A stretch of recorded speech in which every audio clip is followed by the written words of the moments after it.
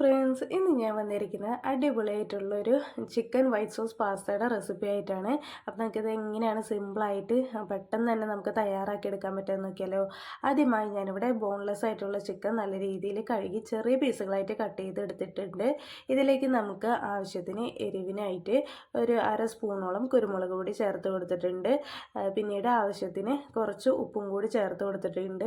ഇതൊന്നൊരു കോട്ടിങ്ങിന് വേണ്ടിയിട്ട് ഒരു അര സ്പൂൺ കോൺഫ്ലവറും കൂടി ചേർത്ത് കൊടുത്തിട്ടുണ്ട്. നിങ്ങളുടെ കയ്യിലുണ്ടെങ്കിൽ മാത്രം ചേർത്ത് കൊടുത്താൽ മതി. ഇതൊരു കോട്ടിങ്ങിന് ചിക്കനിലൊന്ന് മാഗ്നേറ്റ് ചെയ്ത് പിടിക്കാൻ വേണ്ടിയിട്ടാണ്. ഏകദേശം ഒരു 10 മിനിറ്റോളം നമുക്കിതൊന്ന് മാറ്റി വയ്ക്കാം കേട്ടോ.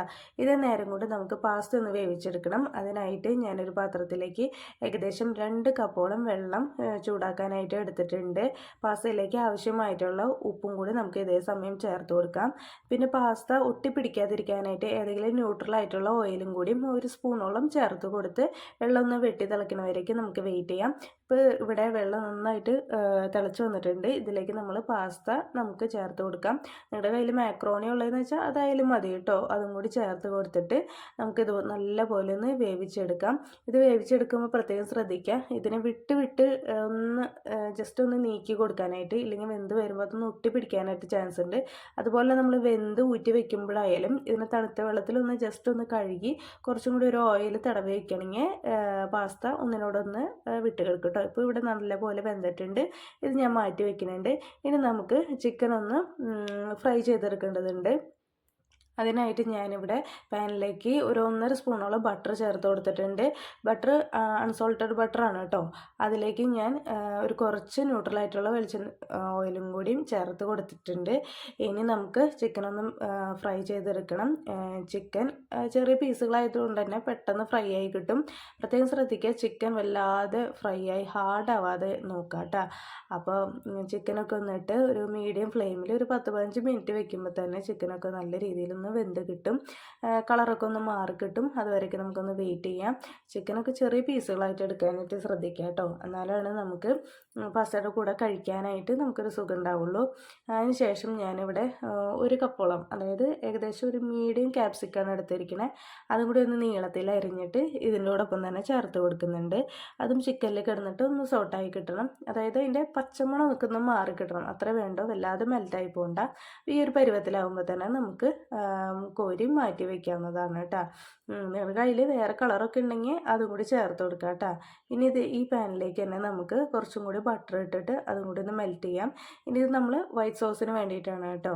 അപ്പോൾ നമുക്ക് ബട്ടർ ഒന്ന് മെൽറ്റായി വരുമ്പോൾ അതിലേക്ക് ഏകദേശം ഒരു സ്പൂണോളം നമ്മുടെ വെളുത്തുള്ളി ഉണ്ടല്ലോ, അത് ചെറിയ കുരുകുരുന്നനെ അരിഞ്ഞിട്ട് അതും കൂടി ചേർത്ത് കൊടുത്തിട്ട് ഈ ബട്ടറിലിട്ടിട്ട് നന്നായിട്ട് ഒന്ന് സോട്ട് ചെയ്തെടുക്കണം.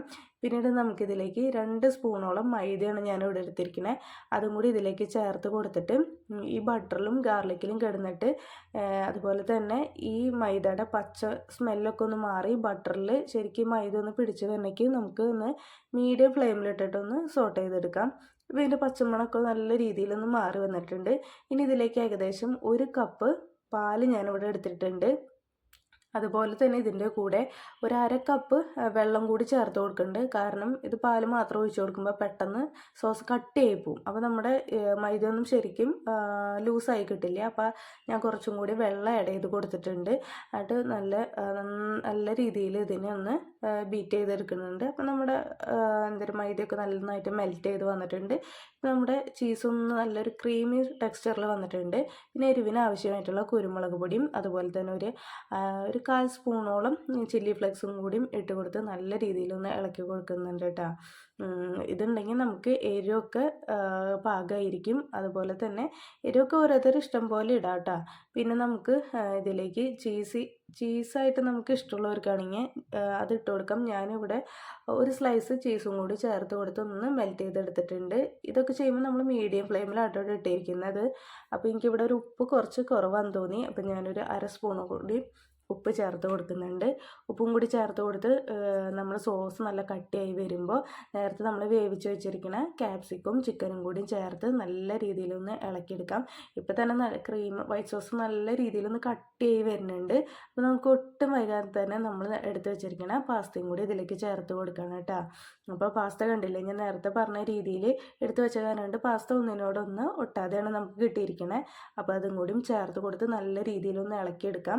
അപ്പോൾ നമ്മൾ ഓൾറെഡി ചീസിൽ ഉപ്പുണ്ട്, അതുപോലെ തന്നെ പാസ്ത വേവിച്ചപ്പോഴും ഉപ്പിട്ടിട്ടുണ്ട്, ചിക്കനിലും ഉപ്പുണ്ട്. അപ്പോൾ നിങ്ങൾക്ക് നോക്കിയിട്ട് എങ്ങനെയാണെന്ന് വെച്ചാൽ ഇടുക. എനിക്കിവിടെ കുറച്ച് എരിവ് കുറവാണെന്ന് തോന്നി, അതുകൊണ്ട് ഞാൻ കുറച്ച് കുരുമുളക് പൊടിയും കൂടി ചേർത്ത് കൊടുക്കുന്നുണ്ട്. എരിവൊക്കെ നിങ്ങളുടെ പാകത്തിനനുസരിച്ച് ഇട്ട് നമുക്ക് കുറച്ച് ചില്ലി ഫ്ലെക്സും കൂടി ഇട്ട് സെർവ് ചെയ്യാവുന്നതാണ്.